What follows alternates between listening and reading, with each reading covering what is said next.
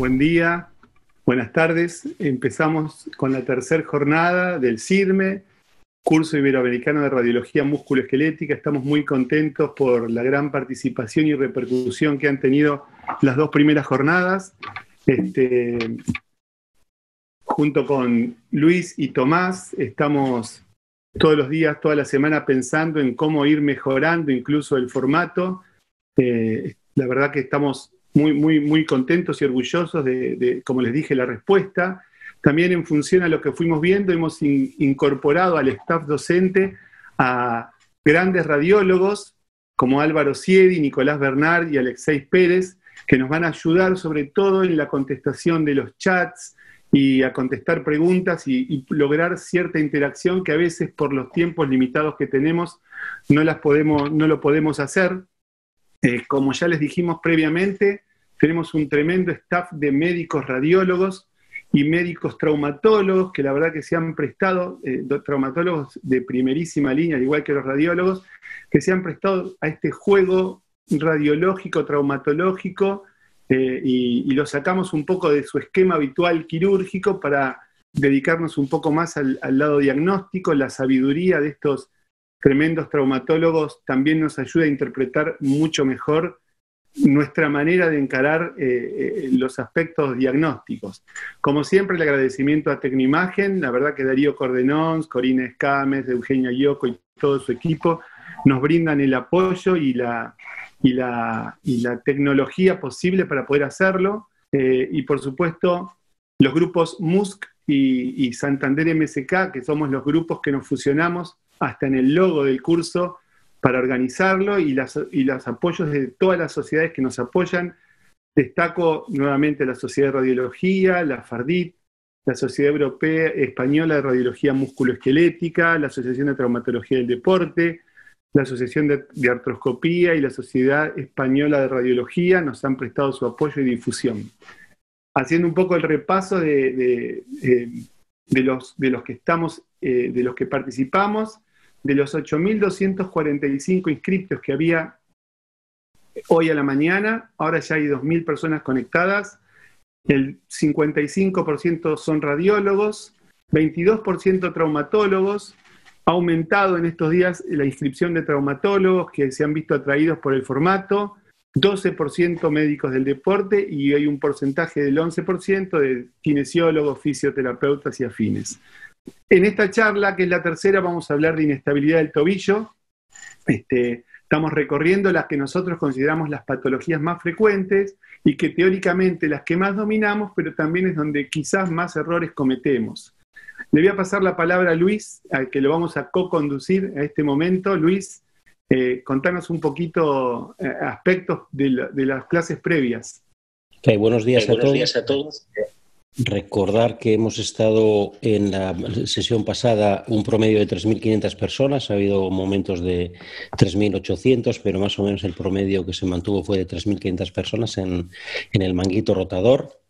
Recordar que estas charlas van a permanecer en YouTube, en Tecnoimagen SA. Podéis encontrar el grupo donde podéis encontrar esas charlas. Ahí hay 1.000 y pico reproducciones de la primera de las sesiones, casi 400 de la segunda.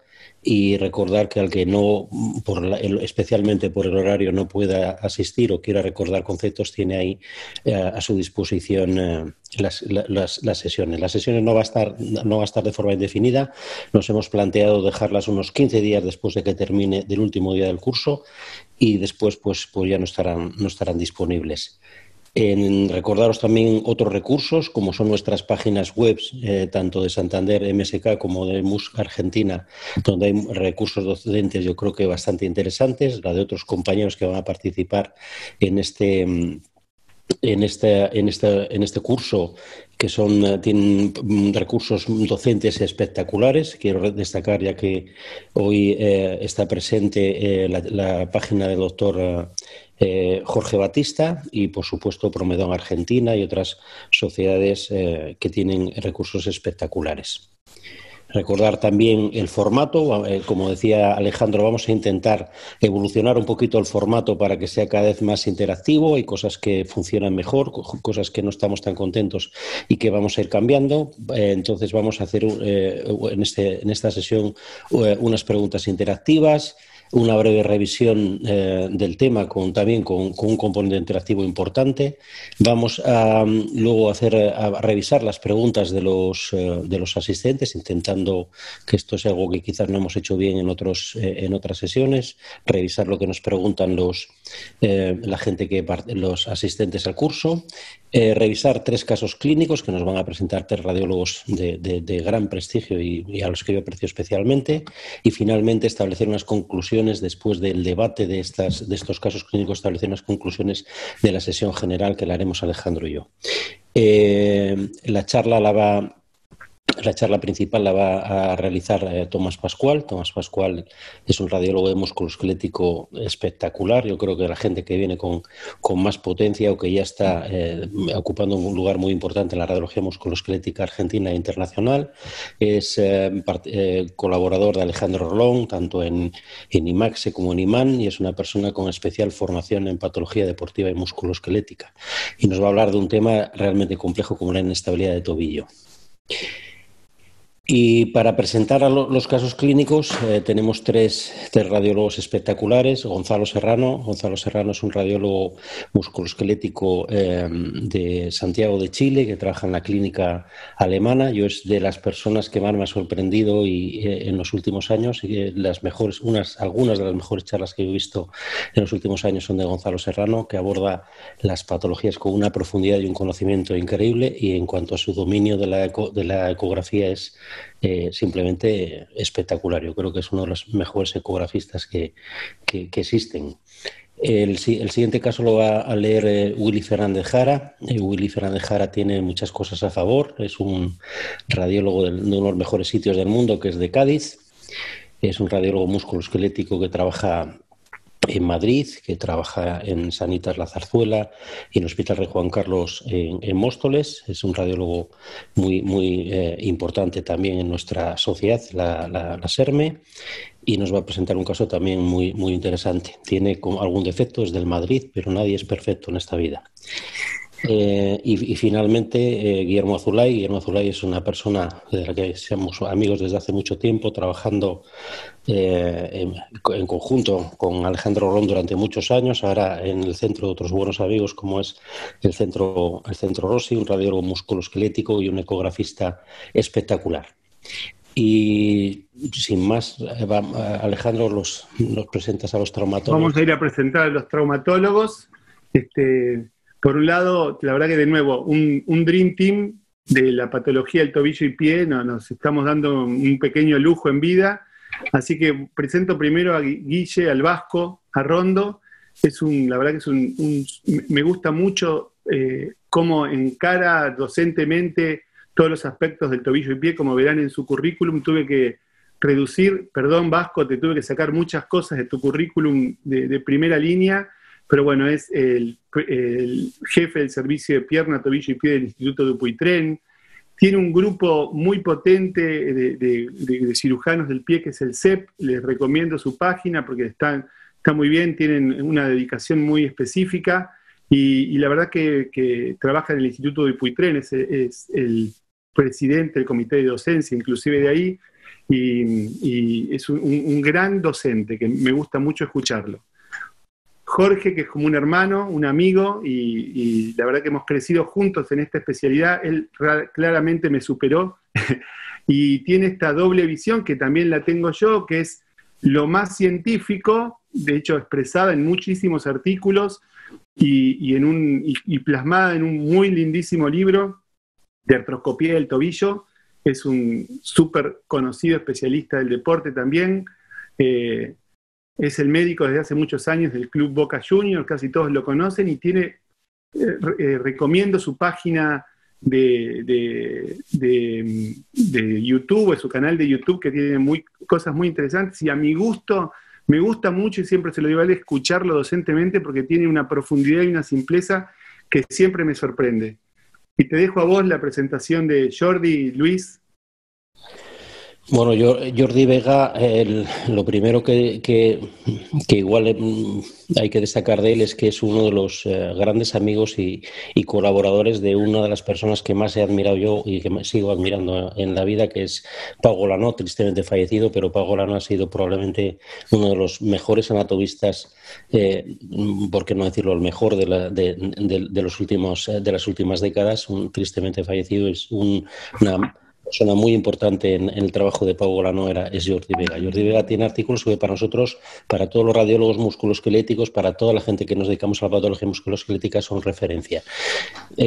Artículos como el que vimos antes con Pau Golanó de los ligamentos del tobillo, que se reeditó en el 2016 a la muerte de Pau, pero artículos más recientes como artículos que cambian conceptos tradicionalmente establecidos en la anatomía, como es la anatomía del complejo ligamentario lateral, que se revisará en esta charla, artículos realmente espectaculares que nos definen diferentes funciones y diferente anatomía del complejo ligamentario externo, y luego un nuevo concepto que es también apasionante, que es la microinestabilidad de tobillo. Creo que es uno de los grandes desarrolladores de la artroscopia de tobillo y de conceptos tan importantes como la microinestabilidad de tobillo.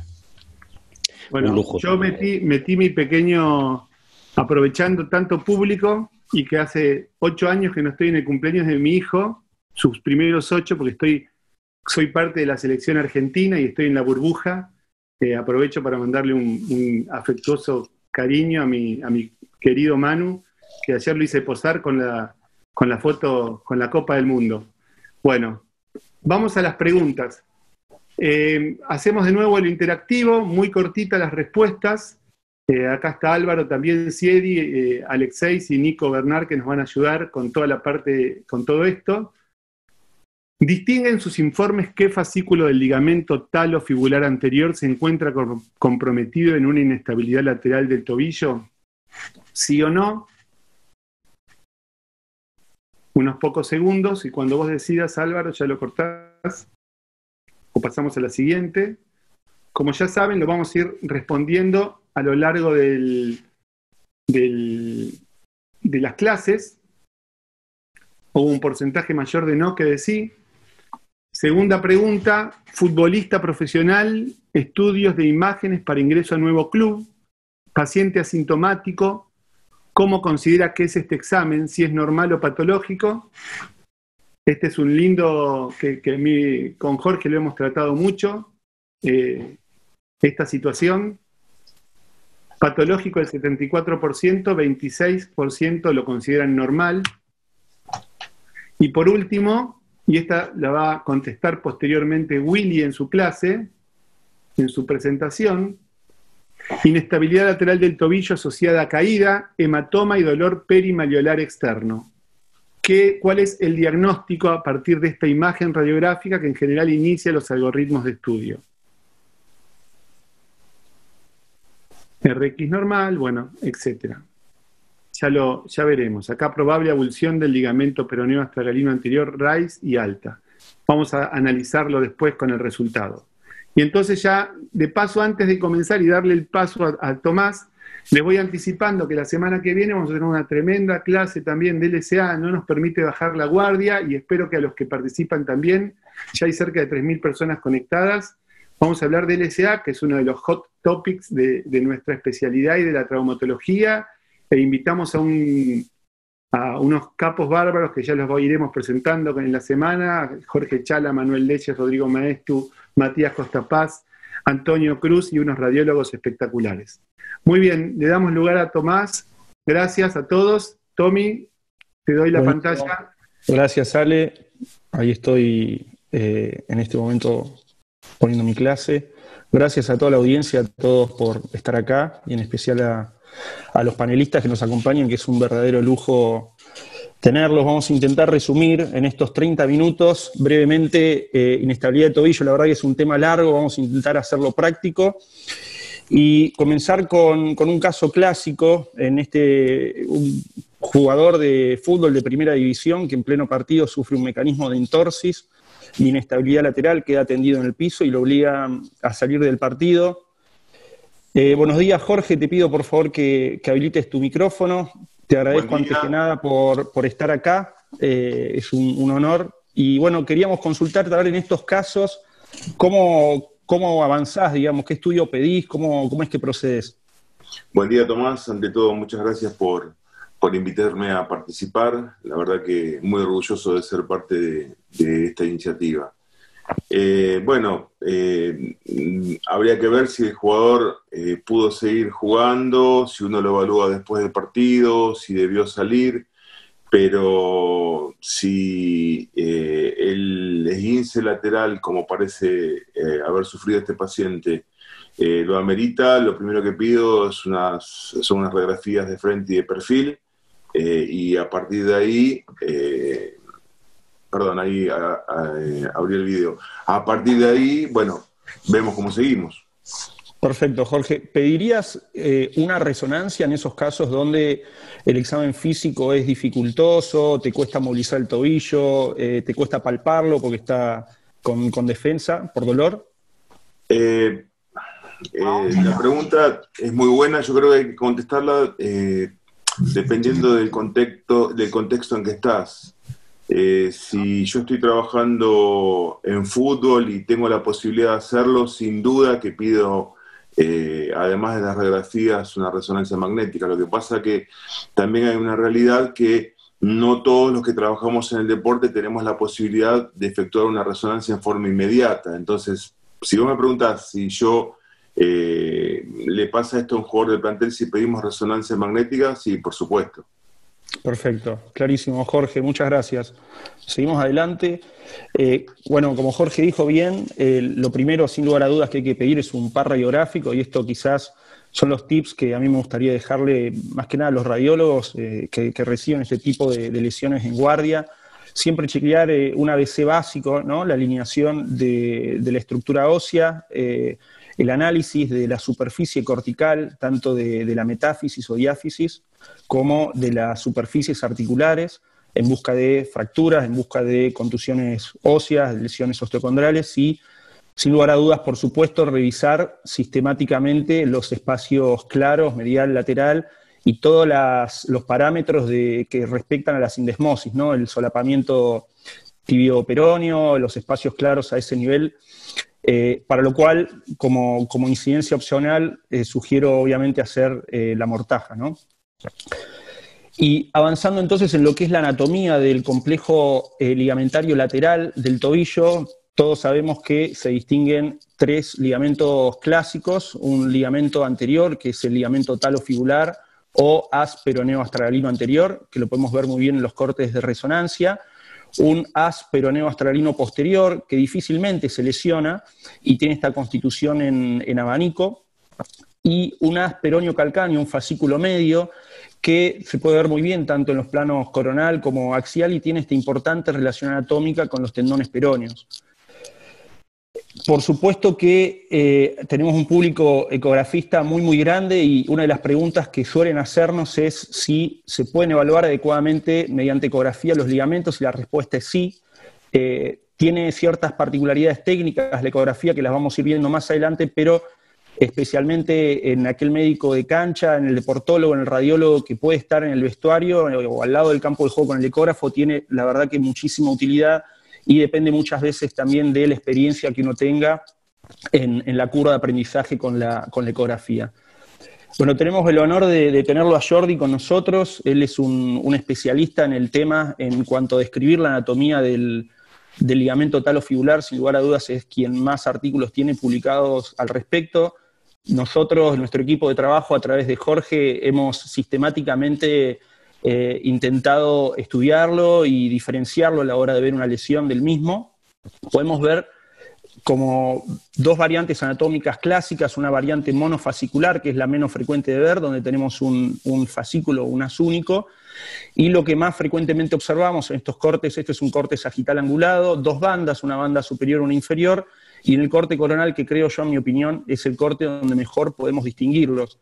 Característicamente, por lo menos en nuestra experiencia, la banda inferior siempre es más gruesa que la superior.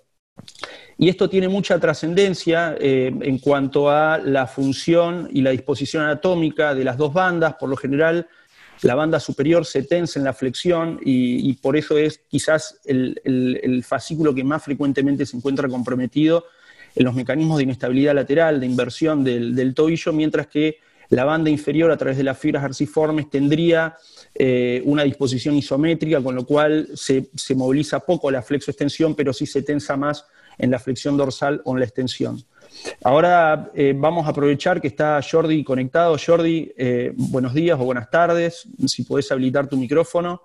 ¿Qué tal? Vas a estar escuchando. ¿Cómo estás? Un placer, un honor. ¿Me oyen bien? Tenerte acá. Te vemos perfecto, Jordi. Okay. ¿Cómo estás? Buenas tardes. Bien. Sí, perdonad por el retraso. Hemos tenido un pequeño problema con el wifi y ya lo hemos resuelto. Ningún problema, Gracias. ningún problema. Bueno, Jordi, queríamos consultarte, aprovechándote que te tenemos acá, ¿qué valor práctico le das a esta distinción anatómica? Bueno, hay dos cosas muy importantes respecto a esto. Uno es que ese haz superior del peroneo astalia anterior es un haz interarticular. Y como todos los ligamentos interarticulares, cuando se lesionan, debido al ambiente sinovializado de la articulación, ese líquido sinovial evita la cicatrización del ligamento y, por lo tanto, cuando se lesiona el haz superior del peroneo astalia anterior, pues siempre va a quedar deficitario. Mientras que cuando se lesiona el resto del componente ligamentario, la banda inferior o el peroneo calcáneo, estos tienen cierta chance de poder cicatrizar y de poder solucionar la inestabilidad que provocan. Perfecto. Es decir, que en cierto modo el fascículo superior, cuando se lesiona, que es prácticamente en todas las entorsis de tobillo, pues va a provocar siempre un déficit que es en menor grado, y que en un estudio biomecánico que hemos hecho recientemente hemos observado que la banda superior de ese fascículo, de esa banda superior del peroneo astalia anterior, básicamente lo que controla es la rotación interna del talus. No controla tanto la traslación anterior, que esta viene controlada por el fascículo inferior del peroneo astalia anterior. Exacto. Por lo tanto, estos pacientes con ese déficit de la banda superior, lo que van a tener es una inestabilidad básicamente con un componente de rotación interna. Espectacular. Cuando nosotros los exploramos, lógicamente no tienen un cajón evidente. Bien, perfecto. Vamos a hablar de eso ahora más adelante, Jordi, y vamos a hablar de todo este tema, así que te vamos a ir preguntando en la medida que vayamos avanzando, ¿no? Esto para entender, siempre que vemos las imágenes de resonancia magnética, intentar interpretar el mecanismo lesional que provoca y a través del patrón de edema óseo intentar inferir también qué ligamentos o qué estructuras pueden estar, por supuesto, lesionadas, ¿no?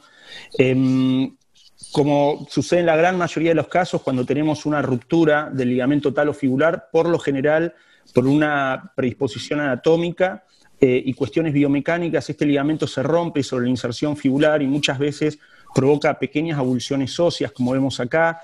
En algunas ocasiones vemos rupturas más difusas del ligamento y esto, por supuesto, lo podemos ver muy bien, como les comentaba previamente, por ecografía. Esta es la posición en la que a mí me gusta poner el tobillo cuando estudio estos ligamentos para intentar provocar una apertura de la gotiera lateral y tensar al ligamento.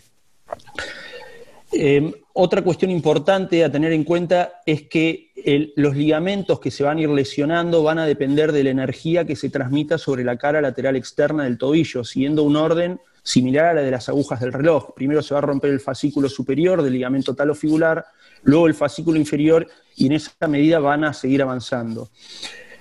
Acá nosotros en nuestro equipo aprendimos a partir de Jorge a diferenciar, como les decía en nuestros informes, entre el fascículo superior y el fascículo inferior. En este caso tenemos una ruptura conjunta de ambos fascículos. Jorge, te pido por favor que habilites tu micrófono. Te quería consultar, la inestabilidad posterior que desarrolla este tobillo, ¿tiene relación pura y exclusivamente con los fascículos o los ligamentos que se ven afectados o existen también otros factores que influyen? Bueno, yo considero que existen muchos factores porque luego del episodio agudo, el 80%, 75, 80, 85% de estos pacientes evolucionan bien más allá del tratamiento instaurado, ya sea el tratamiento de rehabilitación funcional, la inmovilización o incluso el tratamiento quirúrgico. O sea, solamente un 20, un 25% de estos pacientes desarrollarán una inestabilidad crónica del tobillo, más allá de que tengan lesionados los dos ligamentos, o sea, las dos fascículos del ligamento, o uno de ellos o ninguno. No se olviden de que tenemos una inestabilidad mecánica y en ocasiones una inestabilidad funcional también debido a un déficit propioceptivo, un déficit de la fuerza de los peroneos, y que muchas veces ambas inestabilidades coexisten en forma conjunta en un mismo paciente, de forma tal que yo, en mi opinión, considero de que estén lesionados los dos fascículos no quiere decir que el paciente sí o sí vaya a tener una inestabilidad crónica en el futuro. Espectacular, clarísimo, Jorge.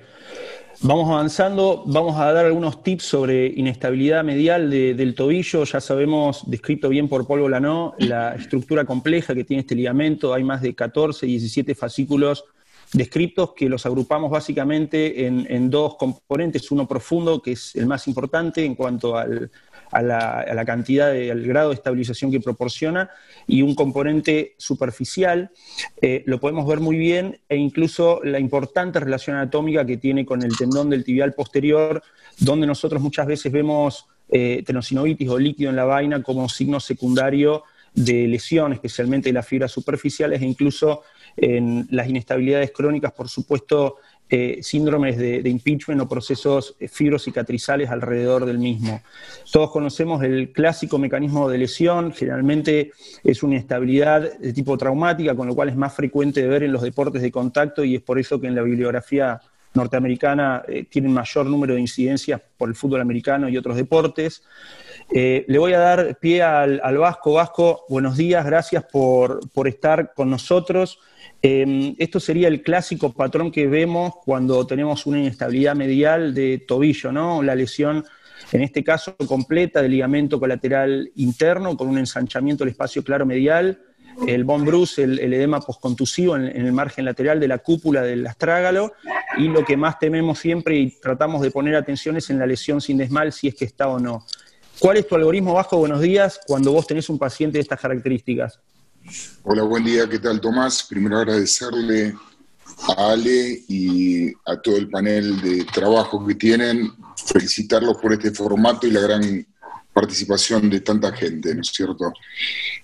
Básicamente, cuando hay un espacio claro medial, lo que evaluamos es hacer los test iniciales, como es el estrés en pronación y rotación externa, y a su vez también podés hacer el gravity test, o bien en este caso, no sé vos qué habías hecho, si habías hecho alguna maniobra o directamente el paciente se presentaba de esta manera. No, el paciente se presentó de esta manera, estaba muy dolorido, vino para hacerse un estudio de resonancia, y en las radiografías habían sido radiografías sin carga, no tenía ninguna alteración evidente.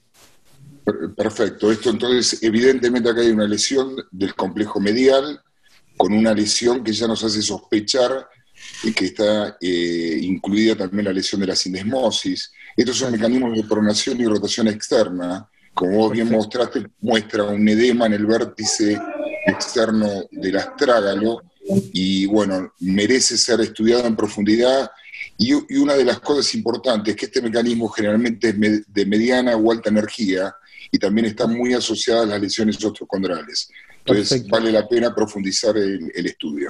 Espectacular, Vasco. Y te hago una consulta. Nosotros podemos ver muy bien por resonancia si el componente profundo o superficial o ambos están afectados. En este caso, fíjate, tenemos dos pacientes distintos. Acá a la izquierda una lesión aislada pura del componente superficial del ligamento deltoideo, especialmente el ligamento tibio navicular. Y en este caso, tenemos una ruptura completa, ¿no?, del ligamento a la derecha. En estos casos, siendo una lesión aislada, que son las menos frecuentes, por supuesto, aislada pura del ligamento colateral interno, ¿tu conducta es quirúrgica o tu conducta es expectante? ¿Te interesa a vos que distingamos entre qué componente se encuentra afectado? Esto es un tema súper controvertido. Generalmente la reparación del ligamento deltoideo, todavía nosotros los especialistas de pie seguimos discutiendo la reparación o no. Cuando hay una lesión de las profundo y superficial, generalmente, como te dije, está asociada a lesión osteocondral. Entonces, yo lo que hago habitualmente en ese caso es abordarlo. Bien, perfecto. Inspeccionar, yo no hago artroscopía, es inspeccionar si hay alguna asociación lesional y después reparar. Habitualmente los heces superficiales, el haz profundo es muy difícil de reparar. Perfecto, Vasco, muchísimas gracias. Seguimos adelante. El tercer complejo que quedaría por analizar es el de la sindesmosis. No me voy a explayar mucho porque ya tenemos más adelante un caso espectacular que nos va a mostrar Gonzalo. Con respecto a la anatomía que todos conocemos de la sindesmosis, tenemos tres grandes ligamentos: un ligamento tibio peroneo anterior, que tiene este aspecto en abanico, fasciculado; un ligamento tibio peroneo posterior, que distingue un fascículo profundo, que es el ligamento transverso, que brinda una verdadera contención a la traslación posterior del maleolo peroneo; y finalmente el ligamento interóseo, que tiene una función controvertida, pero mantendría el diámetro del espacio articular, siendo la función quizás del ligamento tibio peroneo anterior la más importante, la de estabilizar la rotación del peroné. Me pueden corregir, por supuesto, ustedes que son expertos en el tema. Y lo vemos muy bien en resonancia también, y uno de los ligamentos a los que más atención le ponemos es al tibio peroneo anterior. Es importante entender esta distinción anatómica, que es un ligamento multifasciculado, como se ve acá, mientras que el ligamento de Bassett es este engrosamiento, este fascículo inferior que tenemos, y ya Jordi nos va seguramente a contar después la relación importante que tiene con el margen anterolateral del domo del astrágalo. No hay que confundirlo, esto es en especial para nosotros los radiólogos, cuando tenemos estas imágenes de ligamentos que son completamente normales, y por la oblicuidad que tienen y ese patrón multifasciculado, muchas veces por cómo entra el corte creemos que pueden tener áreas de lesión parcial. Para esto es importante hacer determinados cortes angulados que nos terminan de sacar la duda. El mecanismo de lesión ya lo hemos visto, comparte el mecanismo de versión con rotación externa del tobillo y flexión dorsal. Hay varios mecanismos descritos al respecto, y en este caso le quiero preguntar a Jorge. Jorge, acá tenemos tres casos con los números 1, 2 y 3, tres pacientes distintos. En el primero de ellos tenemos una lesión, son todas lesiones isoladas, aisladas de la sindesmosis. En una lesión del tibio peroneo anterior, en la otra una lesión del tibio peroneo anterior y el ligamento interóseo, y en la última una lesión del tibio peroneo posterior. Te quería preguntar, inicialmente, pensando en como te decía, en la lesión aislada, sin fractura de la sindesmosis, ¿por qué es tan importante tener en cuenta si está comprometida o no la sindesmosis en cuanto al pronóstico? ¿Por qué es que andan mal estos pacientes? ¿Y qué parámetros tenés en cuenta para definir si es quirúrgica o no? Bueno, lo primero que hay que aclarar es que para el traumatólogo, y sobre todo para el traumatólogo que trabaja en el deporte, hay una diferencia muy grande entre la evolución clínica de un esguince alto de tobillo que comprometa la sindesmosis más allá del grado de la lesión, con respecto a una lesión del ligamento colateral lateral. O sea, un esguince de tobillo que comprometa el ligamento talofibular anterior probablemente esté poco tiempo parado. Una lesión de la sindesmosis, por más que sea una lesión grado 1, el técnico debe saber que por lo menos por 6 a 8 semanas no va a contar con el jugador, porque va a seguir con dolor, hagas lo que hagas. Espectacular. Y para determinar la conducta que tomo en una lesión de la sindesmosis, no me quedo solamente con la resonancia magnética. Indico maniobras de estrés, radiografías de estrés, y pido una tomografía comparativa para ver cómo se comporta esa sindesmosis. Si hay una inestabilidad de la sindesmosis, sin duda que indico la cirugía. Perfecto. Bueno, acá tenemos un poco de esto que estabas contando. ¿Te es importante pedir una radiografía que incluya la pierna o la diáfisis peroneal, Jorge, en estos casos? Yo considero que sí, porque podés pasar desapercibido una fractura de Maisonneuve, una fractura alta del peroné. Así que por sí, ejemplo, como lo estamos mostrando acá. Perfecto. Sí, o una fractura, una Dupuytren, ¿no? Espectacular, Jorge, buenísimo todo lo que estás contándonos. Bien, dentro de lo que es el algoritmo de estudio, hay una gran cantidad de traumatólogos que también se basan en la tomografía computada, solicitándola de manera comparativa. Algunos piden ciertas medidas específicas, mientras que otros hacen un análisis cualitativo más bien. Vasco, vos en esto tenés ya muchísima experiencia y también teniendo en cuenta que, bueno, están vinculados y trabajan mucho con Stefan Rammel y René Gras, que son pioneros en este tema y tienen muchos artículos publicados. ¿Vos solicitás estas medidas, Vasco? Mira, Tommy, primero la tomografía para mí en cualquier trauma de tobillo me parece fundamental pedirla. Bien. Básicamente se utilizan estas medidas, yo sé que ustedes la hacen, nosotros hacemos un desaprovechamiento de la posibilidad de pedirles esta medida a ustedes, que creo que las realizan bastante mejor que nosotros.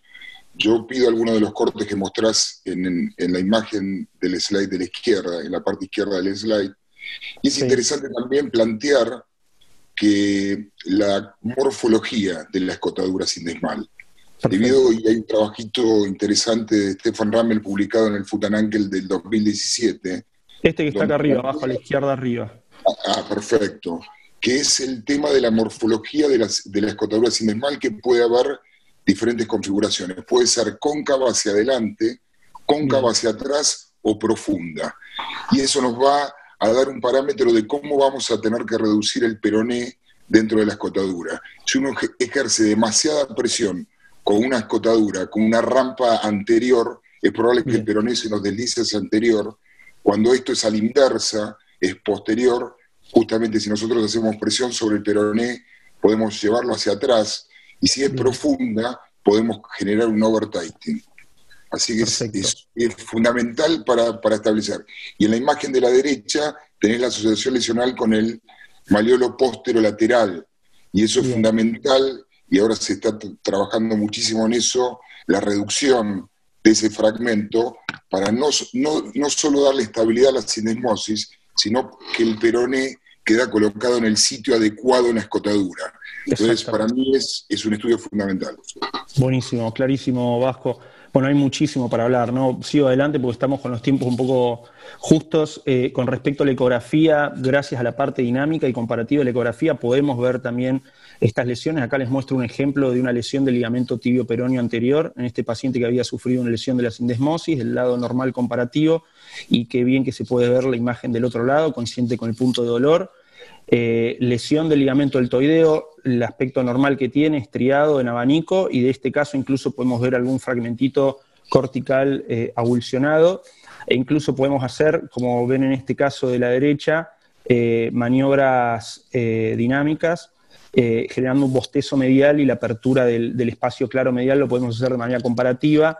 Hay una cuestión técnica importante y por lo general necesitamos la ayuda de un colaborador para hacerlas. Incluso podemos, en aquellos pacientes, este es un caso, un paciente que había sufrido un traumatismo jugando a la pelota, 2 semanas después volvía con dolor, querían descartar un desgarro del sóleo y nos encontramos con esta sorpresa, una fractura de Maisonneuve alta, habiendo tenido el antecedente de inestabilidad en la cancha. Y otra de las fracturas que nosotros, con frecuencia o tipo de lesiones de este estilo, ¿no? Abulsivas, con las que nos encontramos a menudo en aquellos pacientes que por lo general fueron pasadas por alto, solo fue solicitado radiografías o no se solicitó ningún estudio y se trató clínicamente, y consultan porque persisten con dolor ante la carga. Muchas veces nos encontramos con estas sorpresas, especialmente cuando son mecanismos complejos, ¿no? Jorge, ¿te sorprende encontrarte con estas lesiones a vos en tu práctica diaria? No, son muy comunes de ver. Lo importante es determinar en un paciente que ya tiene antecedentes de inestabilidad si es una lesión aguda o si es una lesión crónica. Por ejemplo, específicamente hablando de las avulsiones óseas en el peroné. Perfecto, buenísimo. Bueno, me meto rapidito en la inestabilidad crónica. Jorge, vos ya estuviste hablando de esto, de la inestabilidad mecánica, funcional, la inestabilidad mecánica cuando se debe a una lesión ligamentaria, capsular, la inestabilidad funcional cuando existe algún déficit propioceptivo, neuromuscular, y lo que más frecuente vemos es la combinación entre ambas. Aprovechando que está Jordi introdujo el concepto de microinestabilidad. Jordi, si nos podés comentar o recordar cómo era este concepto y la importancia que reviste. Sí, la microinestabilidad se refiere a la inestabilidad creada por el haz superior del peroneo hasta la línea anterior. Perfecto. Y es, como he comentado antes, es una inestabilidad básicamente rotatoria, de rotación interna del talus. Bien. Y aquí la importancia de la microinestabilidad es el gran volumen de pacientes que implica esta lesión, porque Exacto.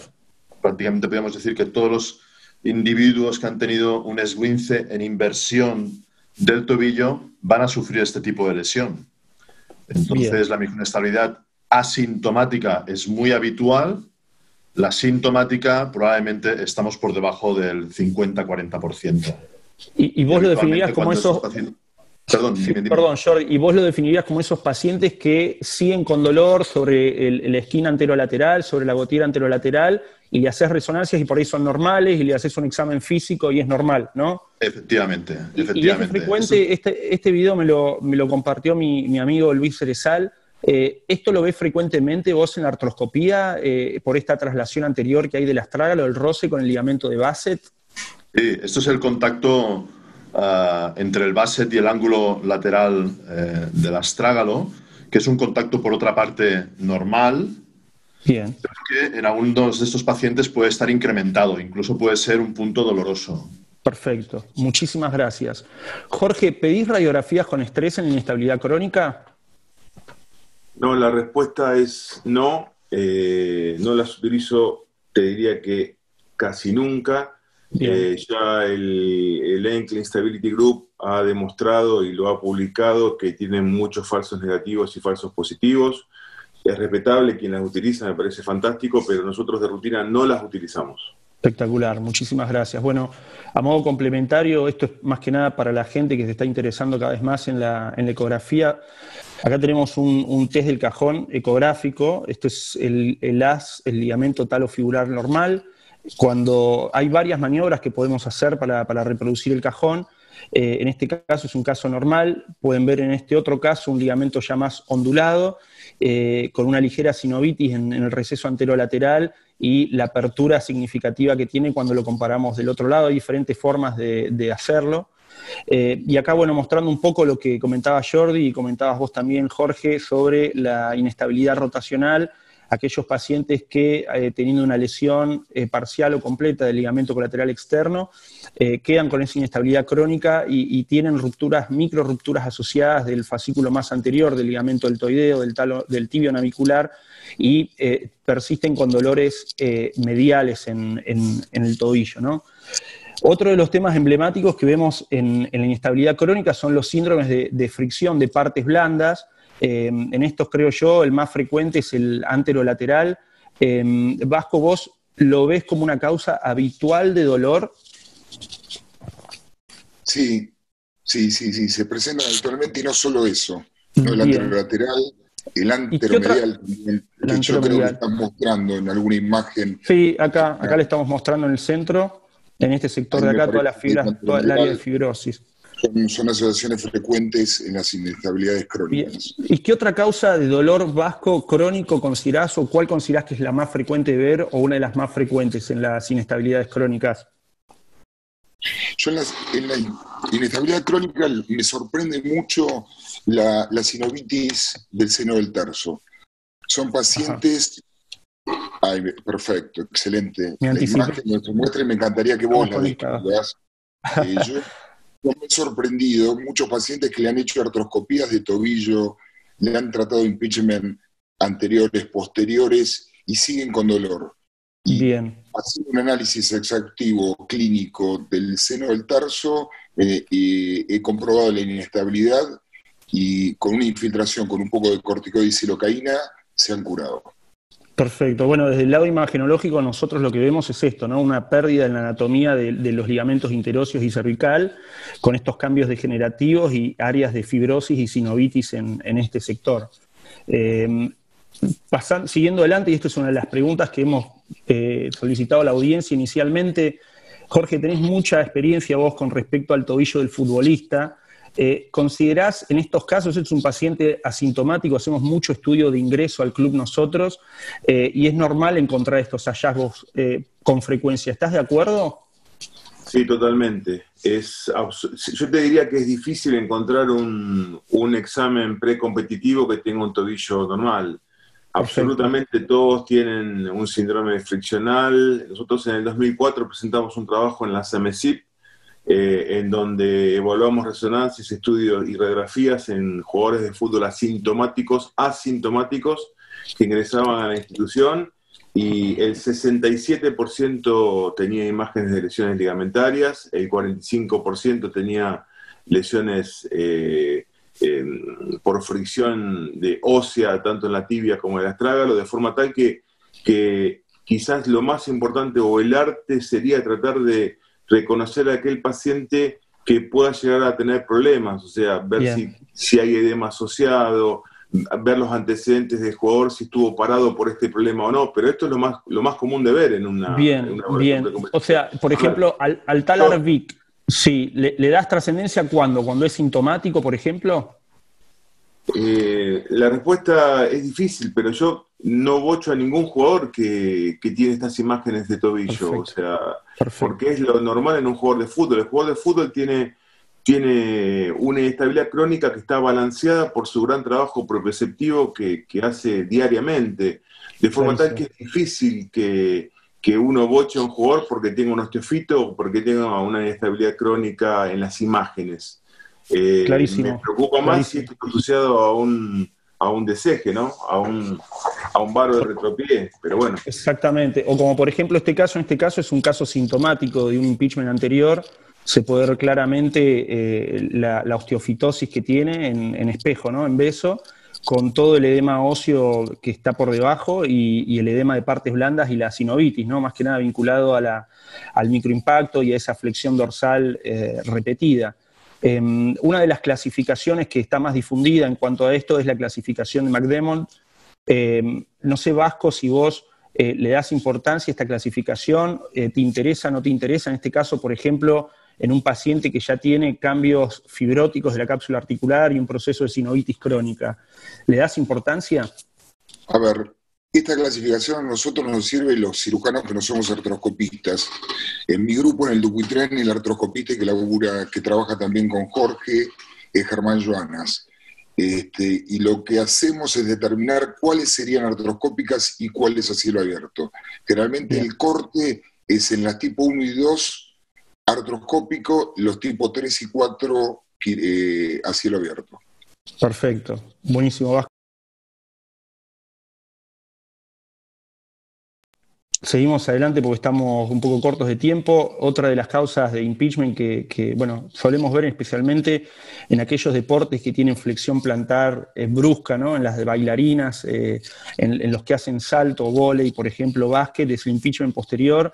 Hay un espectro de imagen importantísima alrededor de esto. Hay muchas variables de acuerdo a la presencia o no de un proceso de Stieda, de un osículo accesorio, de un ostrigonal que se pueden manifestar. Y les quería preguntar, más que nada, ya terminando, a Jordi Vega, si es común el pedido de artroresonancia en su práctica de todos los días, más que nada para ver cuerpos libres intraarticulares y ver lesiones osteocondrales. Hay mucho al respecto. Yo sé que en cuanto a las clasificaciones han ido modificando los parámetros, los que les dan importancia, y más allá de ver el tamaño de la lesión osteocondral, si es mayor de 10 milímetros, de 15 milímetros, es ver hoy en día la profundidad de esa lesión osteocondral o si esos quistes son de un tamaño significativo o no. Jordi. Sí, a mí, yo cuando me enfrento delante de una lesión osteocondral, una de las cosas que me preocupa es si esa lesión osteocondral es activa o no. Perfecto. Que a veces el dolor de la zona puede ser por otras causas. Yo una de las cosas que me fijo mucho es la presencia de edema subcondral, que eso me va a orientar o no a la actividad de ese proceso. Lógicamente, también me interesa el tamaño y sobre todo lo que me va a interesar es que no hayan cuerpos libres. Buenísimo. Otra cosa que yo busco es la presencia de lesiones ligamentarias. Eso ya lo habéis comentado antes. Y en ese aspecto, pues quizás podría llegar a ayudar el hacer una artroresonancia. Yo habitualmente no la solicito, pero podría ser de ayuda. Bien, perfecto. Por favor, Vasco. Con respecto a la profundidad, yo sé que ustedes los artroscopistas han cambiado un poco ese criterio. Respecto a la profundidad de la lesión, ¿qué trascendencia le estás dando? Bueno, lo cierto es que la trascendencia cada vez es menor, porque al final lo que estamos haciendo cuando lo tratamos es rellenar, como sea, el agujero que hemos hecho cuando lo hemos desbridado. Con lo cual, sí que es importante saber la profundidad, pero en el fondo nos va a dar un poquito igual porque igualmente lo vamos a rellenar. No sé, Jorge, si tú opinas lo mismo. Sí, justamente te iba a pedir la palabra, Tomás. Sí, Jordi. Yo creo que coincidirás conmigo que lo último que ha salido del consenso de Pittsburgh de 2019 de lesiones del cartílago del hueso subcondral es la importancia que debemos darle al hueso subcondral. A mí no me interesa tanto el diámetro de la lesión, sino la profundidad de la lesión, porque si yo tengo una lesión de 10 milímetros de diámetro, pero de más de 5 milímetros de profundidad, probablemente con una microfractura fracase al mediano plazo, mientras que si a ese paciente yo le hago un trasplante osteocondral, tengo un porcentaje un poco más importante de éxito. No sé si coincidís, Jordi. No, efectivamente. Aquí gran parte del éxito es los defectos rellenarlos. Perfecto. Y luego, si es posible, cubrir la superficie de la lesión. Perfecto. Clarísimo, clarísimo. Bueno. Por ahí, Tommy, no es tan imagenológico esto, pero en la indicación, yo sé que ustedes ahora también están variando la indicación de la microfractura versus el injerto osteocondral o el relleno, como decís vos, Jordi, de acuerdo a esta profundidad. Me parece que quedó muy claro. Buenísimo, gracias a todos por los aportes. La verdad que nos viene perfecto que nos digan todas estas cosas para empezar a considerarlos en nuestros protocolos de informe, ¿no? Bueno, un tema que voy a dejar de lado porque se va a explayar ahora el doctor Azulay y es quizás el cuarto o quinta lesión asociada que vemos con frecuencia en relación a la inestabilidad crónica del tobillo, que es la lesión de los peroneos, no solo tendinopatías, tenosinovitis y rupturas parciales, sino también la clásica inestabilidad, que por supuesto para esto la ecografía sin lugar a dudas es mandatoria. Entonces, bueno, teniendo el lujo de poder contar con ustedes, me gustaría que den las palabras finales de la clase, la conclusión. Jordi, ¿hay algún algoritmo imageneológico estándar que vos te gustaría que nos transmitirnos para que nosotros podamos considerarlo de acá en adelante, en la inestabilidad de tobillo?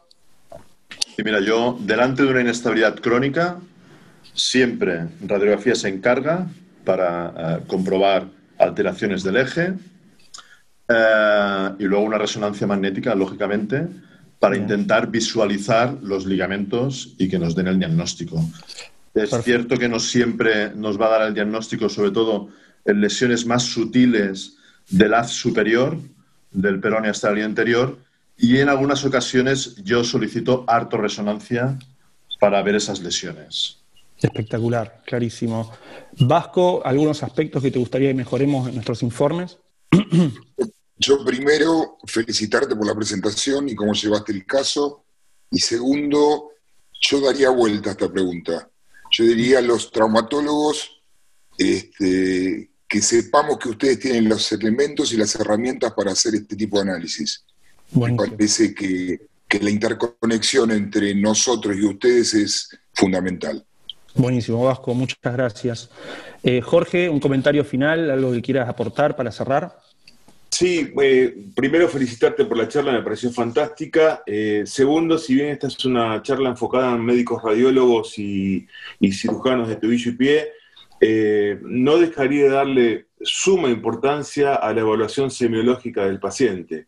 En estos pacientes es sumamente importante evaluar si tienen cajón anterior, si tienen tilt, cómo está el eje, como manifestó Jordi recién, dónde le duele, si es un dolor medial o lateral, y sobre todo pasaste medio rápido el tema de síndromes friccionales posteriores. Yo quisiera decir que por más imagen que tenga el paciente de alguna patología en la región posterior del tobillo, no hay síndrome friccional posterior sin test de hiperflexión plantar positivo. Exacto.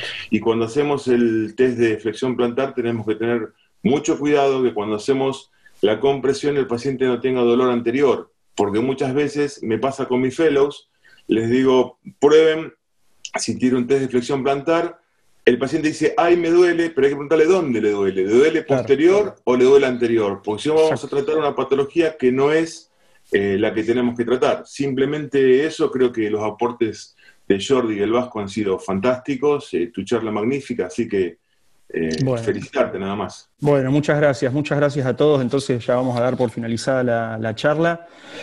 A continuación, Ale, Luis, si quieren introducir los casos, si quieren hacer algún comentario. No, yo agarro primero